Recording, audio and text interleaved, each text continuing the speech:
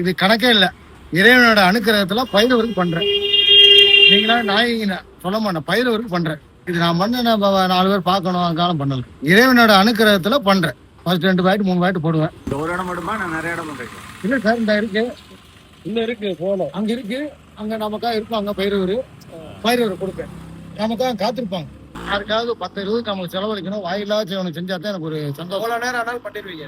ஆமா. உங்களை தொந்தரவு பண்ணிருக்காங்களா? கடிக்கிறதோ விரட்டுறதோ? அவர் பயிரவான் தானே கூப்பிடுவேன், பயிரவானா வந்துருவாங்க. இத இப்ப நாய் விரட்டுறாங்கல்ல, அவங்களுக்கு நீங்க ஏதாவது சொல்லுங்க. அதுக்கு தப்பு. அது என்ன இந்த வெறி பிடிச்சி கடிக்கிறாங்க அது தெரியல. நான் ஏன் தெரியல, நம்ம கடையில் வேலை பார்க்குறோம் அன்னைக்கு வாயிலாச்சும் இந்த கோமாதா இருப்பாங்க, அதுக்கு 2 பழத்தை கொடுப்பேன். நாட்டு சக்கரை வாங்கி இந்த எறும்பு. எனக்கு குடும்பம் வந்து கல்யாணம் முடிச்சு 10 வருஷம் ஆச்சு, எனக்கு குழந்தை இல்லை. கடவுள் கொடுப்பான்னு நம்பிக்கை இருக்கு. நான் வந்து மனசரியாக ரொம்ப பாதிக்கப்பட்டு மறுபிறவியா இருக்கேன். ஃபர்ஸ்ட்லாம் நான் 10 ரூபா சம்பாதிக்கிறேன்னா என்னால தான் நடக்குது அப்படிலாம் இருந்திருக்கேன். அதே மாதிரி நைட்டில் லேட் ஆகுது அப்படிலாம் நினைக்க மாட்டேன். நமக்கு இறைவன் இருக்காரு. உங்களுக்கு வந்து பயிரவரும் கிடையாது. யாருக்கு நீங்க தானம் தர்மம் பண்றீங்களோ அது வந்து இறைவன் வந்து உங்களுக்கு ஆட்டோமேட்டிக் எல்லாருக்கும் செய்வாரு.